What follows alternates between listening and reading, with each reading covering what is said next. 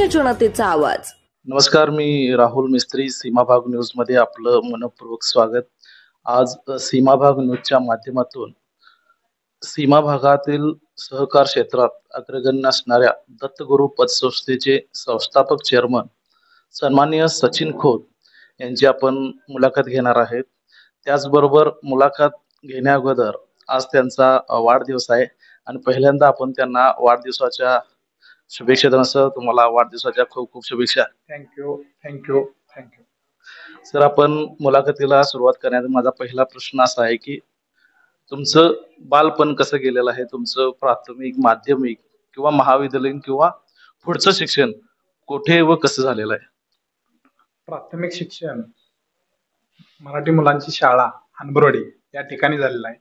त्यावेळी हनबरोडी गावामध्ये 1ली ते 4थी इथपर्यंत शिक्षण होतं. त्यानंतर कोगनोळी मराठी शाळा या ठिकाणी 5वी ते 7वी झालं. त्याच्यानंतर हायस्कूल शिक्षण कोगणे हायस्कूल कोगनोळी या ठिकाणी कोगळेमध्ये झालं. त्याच्यानंतर महाविद्यालयीन शिक्षण देवचंद महाविद्यालय अर्जुननगर निप्पाणी या ठिकाणी झालेलं आहे. माझं शिक्षण MA पूर्ण झालेलं आहे. माझा दुसरा प्रश्न असा आहे सर की असं बोललं जाते की तुम्हाला शिक्षक होण्याची इच्छा होती. काही काळ तुम्ही अध्यापनाचं देखील काम केलेलं आहे, पण शिक्षकी पेशा ते सहकार क्षेत्र हा नेमका प्रवास कसा राहिलेला आहे? कसं होतं बघा, माझं MA शिक्षण पूर्ण झालं. तसं वडिलोपार्जितच आमचा व्यवसाय हा धंदा होता. व्यवसाय तंबाखूचा व्यवसाय होता. आजोबा करायचे, त्याच्यानंतर वडील करायचे, त्याच्यानंतर चुलते करायचे. आमचं तसं एकत्र कुटुंब. आम्ही एकत्र कुटुंबामध्ये वाढल्यामुळं व्यावसायिकतेचा टच किंवा सर्वजण एकत्र राहून काय करू शकतोय याची जाणीव किंवा मला त्याचा एक अटॅचमेंट जी होती ती तशी झाली. मी शिक्षक झालो तर फक्त माझ्या एका कुटुंबाचं ही होऊ शकतंय.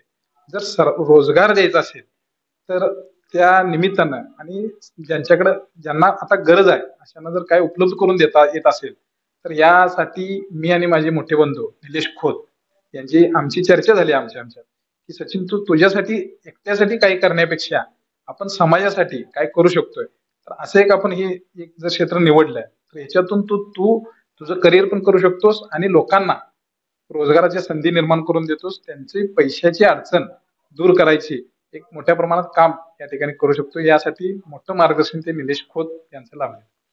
सर, पुढचा प्रश्न असा आहे की श्री क्षेत्र आडी दत्त देवस्थानच्या कुशीत असलेल्या हनबरवाडी सारख्या एखाद्या छोट्या वाडीत आपलं वास्तव्य आहे. दत्तगुरू पतसंस्थेच्या नावानं काही वर्षापूर्वी आपण एक रोपटं लावलं होतं, पण आता त्याचा विस्तार झालेला आहे, वटवृक्षात रूपांतर झालेलं आहे. तर यामागील नेमका हेतू काय? आपल्या या भागात सर्वांचंच आराध्य दैवत ज्यांचा सर्वांनाच आशीर्वाद आहे श्री राजूजी महाराज, त्यांच्या आशीर्वादानंच आपण या संस्थेचं नाव ठेवताना देखील मी आणि आमचे मोठे बंधू निलेश खोत आमच्यात एक विचार झाला की आपल्या भागातलं एक मोठं देवस्थान दत्त मंदिर या नावानंच आपण आपल्या संस्थेची सुरुवात करूया. आणि त्यासाठी राजूजी महाराज असतील, खालच्या मठाचे शिवानंद स्वामी असतील,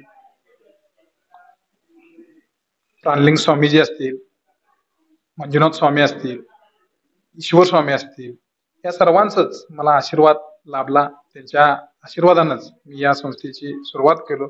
आणि ही संस्थेची सुरुवात करत असताना मला सर्व ग्रामस्थांची देखील त्याच पद्धतीने या सर्व सभासद, ठेवीदार, संचालक या सर्वांचंच मला मोलाचं सहकार्य लागले. त्यातूनच या संस्थेची निर्मिती झाली. एकत्रितच तुमच्या संस्थेचं कार्यक्रम पाहता की तुमच्यावर राजूजी महाराज यांच्या विचाराचा प्रभाव आहे. प्रत्येक नवीन पतसंस्था आपण काढत असताना राजूजी महाराज यांच्या हस्ते आपण उद्घाटन करून ही पतसंस्था आपण एक नवीन पाऊल पुढे टाकत असता. याबद्दल काय सांगाल?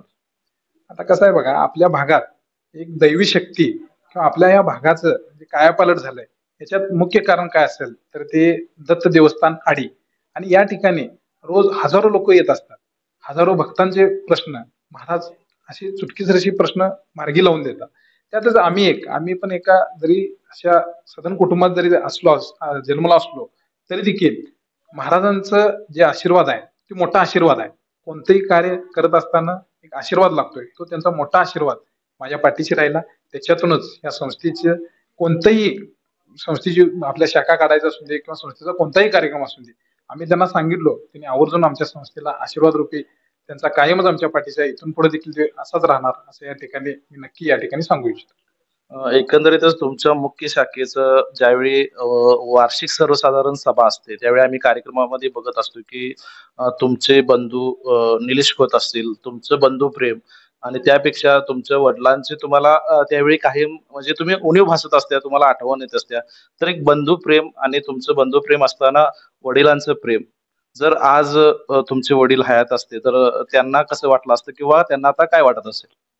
कसं आहे बघा, कोणत्याही मुलग्याला जर एक उंचीपर्यंत गाठायचं कोणत्याही आई वडिलांचं स्वप्न असतंय. पण आमच्या नशिबात ते का मिळालं नाही ते आपलं नशीब. कारण काय झालं बघा, आम्ही 3 वर्षाचा असतानाच आमचे वडील वारले.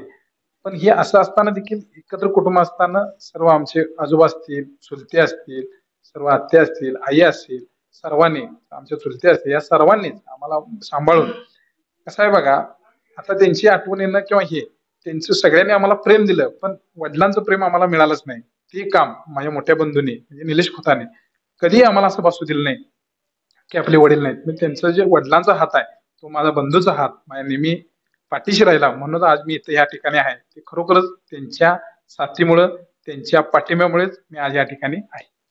अगदी शेवटचा प्रश्न आहे, की गेले अनेक वर्ष कोगनोळी ग्रामपंचायतीचं सदस्य म्हणून आपली एक स्वच्छ प्रतिभा आहे. निप्पाणी तालुका असो किंवा बेळगाव जिल्हा असो, अनेक राजकारण्यांच्या बरोबर तुमचं चांगले संबंध आहेत. येणाऱ्या काळात जिल्हा परिषद असेल किंवा त्याहून कोणती मोठी निवडणूक आपण लढवणार आहात का? आणि कोणत्या पक्षातनं लढवणार आहात? याबद्दल काय सांगाल? या ठिकाणी मी नक्की सांगू इच्छितो, राजकारणचा हा हेतू डोळ्यासमोर ठेवून आपली कोणतीही वाटचाल नाही. आपला उद्देशच आहे सामाजिक, आर्थिक या कार्यामध्ये करत असताना सोबत एक गावचा विकास करायचा असेल तर एक काय लागते, म्हणून आम्ही ग्रामपंचायतीच्या माध्यमातून जेवढी लोकांना सेवा देता येत्या सलग मला गावच्या लोकांनी 3 वेळा निवडून दिले. त्याबद्दल मी पहिला हंबरोडी ग्रामस्थांचं सर्वांच्या मनापूर्वक त्यांना धन्यवाद देतो. कारण की बघा, काही वेळा राजकारणाचा थोडा भाग लागतोय ह्या उद्देशाने आम्ही तो ठेवलाय आणि तो सीमित असेल. इथून पुढे देखील असं कोणताही उद्देश असणार नाही की जास्त राजकारणात ऍक्टिव्ह जास्त होणे. उद्देश हाच आहे की सामाजिक, आर्थिक, सांस्कृतिक या क्षेत्रातच आपलं कार्य पुढे चालू ठेवायचं आहे. एवढं या ठिकाणी मी सांगू इच्छितो. अत्यंत या मुलाखतीमध्ये अभ्यासूपणानं प्रत्येक प्रश्नाची उत्तरं दिलेली आहेत. अर्थातच सचिन खोत ह्या भागामध्ये एक स्वच्छ प्रतिमा असलेले नेतृत्व, संयमी नेतृत्व असं त्यांच्याकडे बघितलं जातं.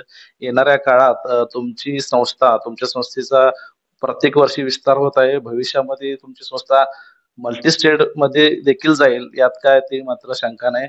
धन्यवाद सर, आम्हाला चांगल्या पद्धतीने मुलाखत दिल्याबद्दल. या ठिकाणी आम्ही कोणतेही काम करत असताना पत्रकारांची एक भूमिका असते आणि ती तुम्ही नक्कीच निर्भीडपणानं पार पाडलेली आहे. त्यांचा देखील आपल्याला कायम नेहमी सपोर्ट राहिलेला आहे. त्या दृष्टीनं म्हणजे जे योग्य आहे ते समाजासमोर मांडायचं काम या सर्व पत्रकारांनी तुम्ही केलेलं आहे. म्हणूनच जे समाजात काय घडतंय ते सगळ्यांना दाखवायचं काम तुम्ही योग्य पद्धतीने करता. तुम्हाला देखील मनापासून धन्यवाद देतो. नमस्ते. तुर्तास आपण इथंच थांबूया. धन्यवाद.